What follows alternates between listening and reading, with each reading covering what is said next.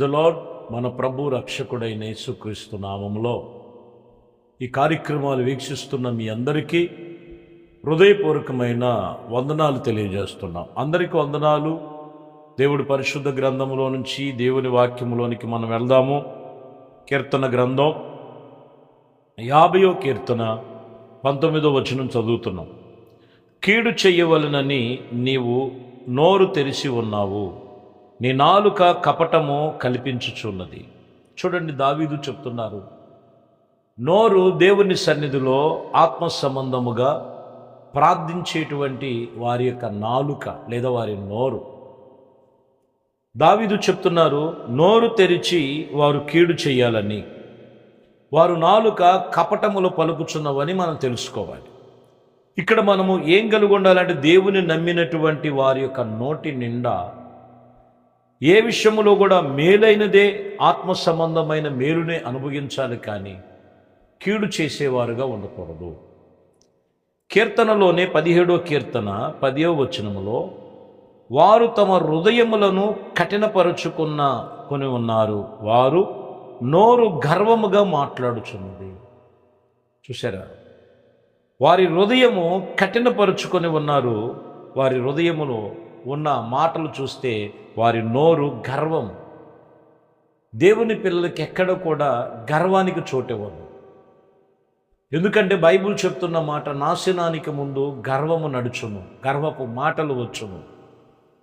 నీ నోట శుభకరమైన దేవుని మాటలే నీ నోట రావాలి.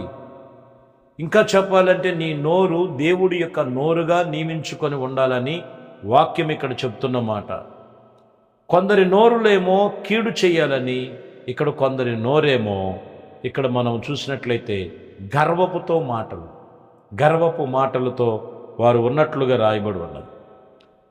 మరి 10వ అధ్యాయం 7వ వచనములో మనం చదువుతున్నాం కీర్తనలోనే, వారి నోరు శాపముతో కపటముతో వంచనతో నిండి ఉండెను, వారి నాలుక కింద విషపు పాము వలె విషపు మరి ఉన్నట్లుగా రాయబడి ఉంది. కాబట్టి ఇక్కడ కూడా చెప్తున్న మాట, వారి నోరు శాపముతో. దేవుని పిల్లల నోట శాపములు ఉండకూడదు, దీవెనలే పలకాలి. బాలాకు మాటలు విని గెహజీ ఇజ్రాయేలును శపించడానికి వెళుతున్నాడు. దేవుడు ఆయనతో మాట్లాడుతూ ప్రారంభించాడు, నిన్ను నేను ఆశీర్వదించడానికే పెట్టాను, కానీ శపించడానికి పెట్టాను. ఈరోజు ప్రార్థన చేస్తున్న నోటితో ఎన్ని విధాలుగా శపించబడిన శాపనార్థమైన మాటలు నీ నోటెమట వస్తున్నాయో జాగ్రత్తగా చూసుకో.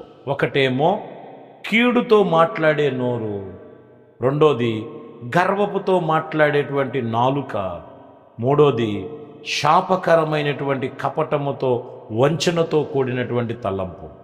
ఎక్కడా కూడా ఎట్టి పరిస్థితుల్లో నువ్వు అటువంటి మాటలాడుతూ దేవుని సన్నిధిలో ప్రార్థన చేసే వ్యక్తివైతే మనసు మాట మార్చుకో. లేకపోతే నీ ప్రార్థనకి జవాబు రాకపోవటానికి కారణం అదే. ఏబు గ్రంథములో 31వ అధ్యాయం 27వ వచనములో, నా హృదయము రహస్యముగా ప్రేరేపించబడి వారు తట్టు చూసి నా నోరు ముద్దు పెట్టుకున్న ఎడలా.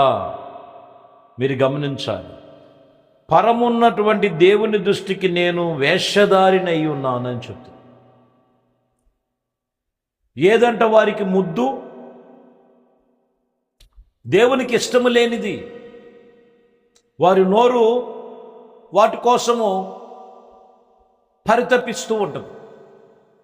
అందుకని ఇక్కడ వాక్యం చెప్తున్న విషయంలో, పరమందున్నటువంటి దేవుని దృష్టిలో నేను వేషధారినై ఉన్నాను. కొందరు చూడండి, వ్యసనాన్ని బట్టి వాడు సంతోషిస్తుంటారు, దాన్ని ముద్దు పెట్టుకుంటున్నారు, దాని మీద మక్కువ. ఈరోజు మనము యేసుక్రీస్తును ఆనుకొని జీవించాలి. అందుకనే ఇస్కరియోతు యోధాతో కూడా ప్రభు అన్నాడు, నీవు ఒకరికి అంగీకరించబడేటువంటి ముద్దు అప్పగించటానికి నువ్వు అప్పగిస్తున్నావే ముద్దు పెట్టి. ఎందుకనని అనంటే కపటం. ఈరోజు కపటముతో కూడినటువంటి నోరుగా ఉండకూడదు. అందుకని వాక్యం చెప్తున్న మాట, ఒకటేమో కీడు చెయ్యాలని నోరు, మరొకటి గర్వపు నోరు, మరొకటి ఇదిగో శాపకరమైన నోరు, మరొకటి మరి వేషధారణ కలిగిన మాటలు వారి యొక్క నాలుక. సామెతల గ్రంథం 22వ అధ్యాయం 14వ వచనములో, వేశ్య నోరు లోతైన గుంట, గొయ్య, యెహోవా శాపము నొందినవాడు దానిలో పడతాడు. వేశ్య నోరు లోతైన గొయ్య. దేవుని వలన వచ్చి దేవునికి విరోధముగా వాళ్ళు పాపం చేస్తున్న వారు ఆ గుంటలో పడతారు.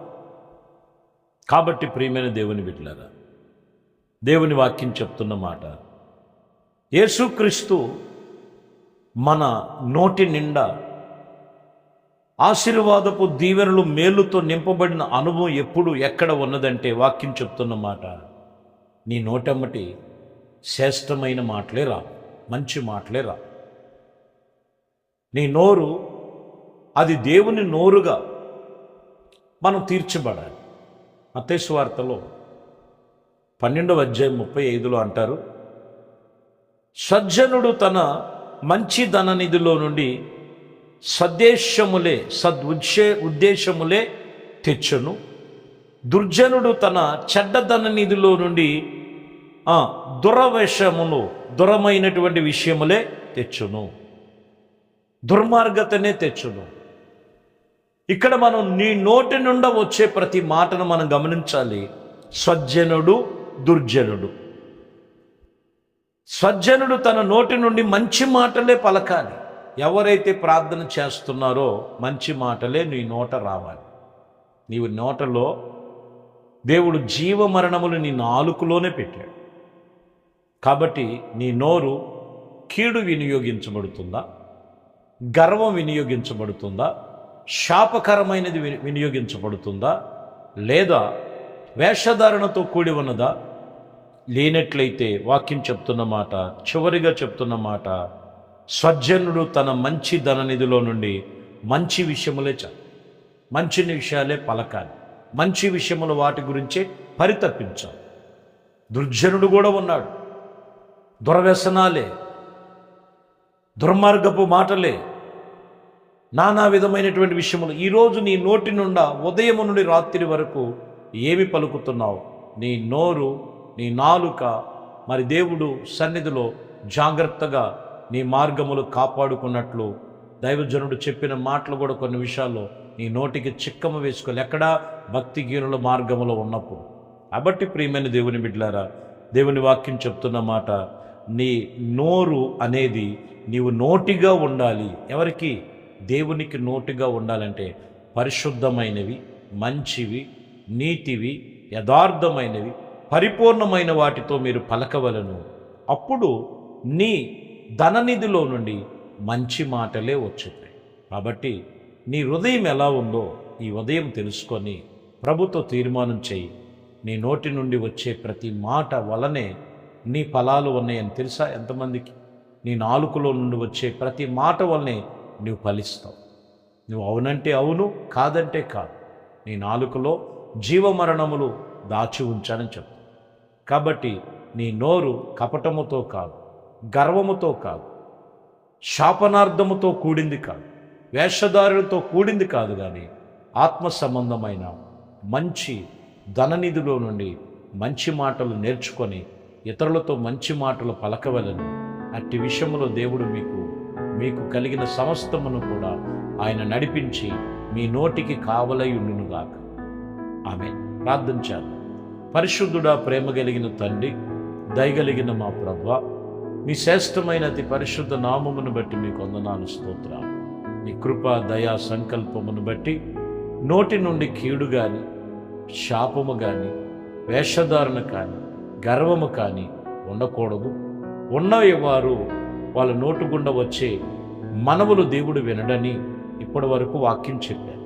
విన్న వాక్యమును బట్టి వారి జీవితాలలో అయ్యా నోటిని కాచుకొని చెప్పే ప్రతి మాట, చేసే ప్రతి తలంపును, వారు నడిచే నడవడంతటిలో కూడా మీ కృపలో స్థిరపరచమని, సర్వ మహిమ ఘనత ప్రభావాలు మీకే పొందుకోమని యేసుక్రీస్తు నామములో ప్రార్థించి వేడుకొనుచున్నాము తండ్రి.